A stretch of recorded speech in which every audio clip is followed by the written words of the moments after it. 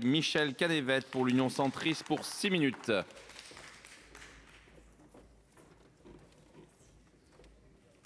Bien, Monsieur le Président, Monsieur le Ministre, chers collègues, notre collègue Bernard Delcros a tout à l'heure démontré la ligne de notre groupe de l'Union centriste, je dirais une position constructive mais exigeante. Et tout au long de l'examen de ce projet de loi de finances, nous nous tiendrons à cela parce qu'il est nécessaire de rétablir les finances de notre pays.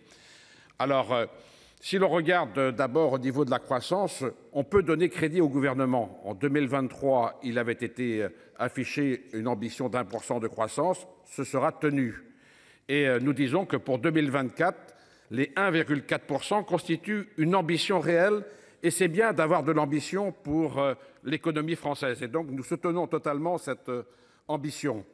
Alors simplement, il nous faut dès à présent nous rendre compte quand même de la situation réelle des finances publiques dans notre pays. Nous avons examiné le projet de loi de financement de la sécurité sociale mardi dernier ici au Sénat.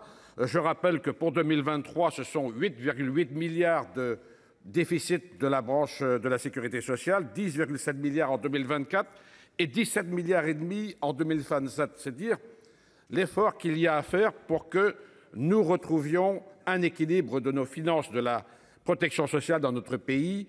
Et malgré ces déficits, on perçoit quand même de nombreuses, je dirais, insatisfactions parmi les personnels et tous les acteurs de la protection sociale dans notre pays. Pour ce qui concerne l'État, la situation 2024 sera particulièrement grave. D'abord parce que nous aurons à emprunter 285 milliards sur les marchés financiers. C'est un montant tout à fait colossal. Et après 172 milliards de déficit prévus cette année, l'année prochaine, nous nous attendrons encore à 145 milliards de déficit. C'est dire le chemin, et cela a été largement évoqué par le rapporteur général dans son propos, à parcourir pour revenir à l'indispensable équilibre des finances publiques. Je dirais que la Commission européenne, cette semaine, nous a mis dans la bande des 4. Et nous sommes d'ailleurs le plus grand pays de la bande des 4. C'est quoi la bande des 4? La bande des 4, c'est avec la Belgique, la Croatie et la Finlande, les 4 pays de l'Union européenne où la croissance des dépenses est la plus importante. Cela n'est pas acceptable. Nous sommes encore dans la bande des 4, avec la Belgique, Malte et la Slovaquie pour ce qui concerne le plus fort déficit par rapport au PIB.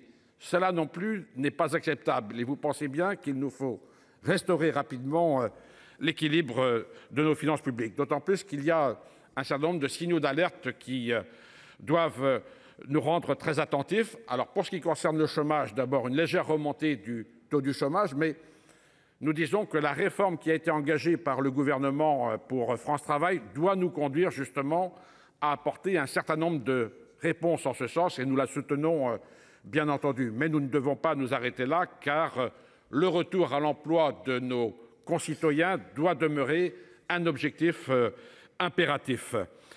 Cela a été dit aussi tout à l'heure, notamment par Pascal Savoldelli, la situation de la pauvreté dans notre pays nous préoccupe. Oui, il y a une part croissante de la population qui vit sous le seuil de pauvreté et les associations caritatives nous alertent régulièrement sur l'augmentation des besoins en la matière.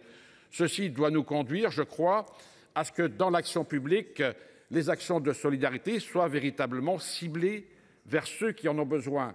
Il ne faut pas mettre en place des mesures généralisées, mais bien dans chaque politique, mettre en place des mesures ciblées sur les populations les plus en difficulté. Puis, autre élément extrêmement préoccupant, c'est la situation du logement. Le logement, c'est quelque chose d'important, tout simplement parce qu'il n'y a pas d'intégration dans la société sans un logement. Il n'y a pas d'insertion professionnelle sans logement. Il n'y a pas de vie sociale sans le logement. Ça veut dire qu'il faut concrètement que nous agissions sur le logement parce que, nous le voyons bien tous les indicateurs sont au rouge pour ce qui concerne la production de logements, pour ce qui concerne la vente de logements à présent dans notre pays et sur les perspectives pour 2024. Ça veut dire qu'il faut que l'on mène une politique très active.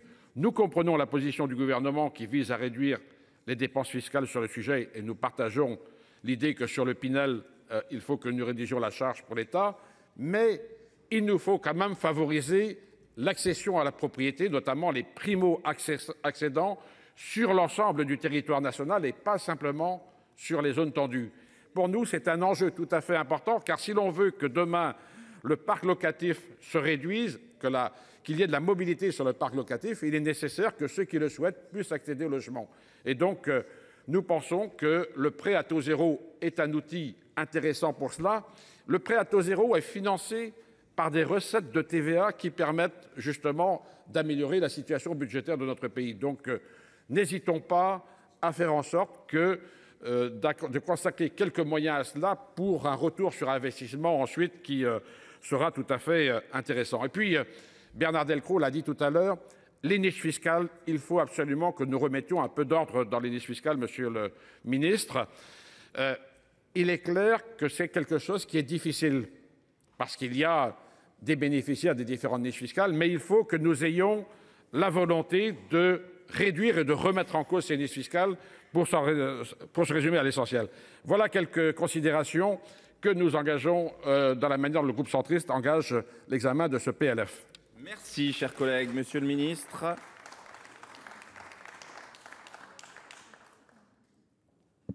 Merci, Monsieur le Président. Et puis merci.